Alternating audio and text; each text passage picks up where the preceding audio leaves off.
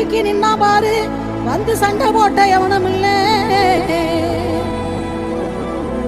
கால் தூக்கி நின்னா பாரு வந்து சண்டை போட்ட எவனும் இல்ல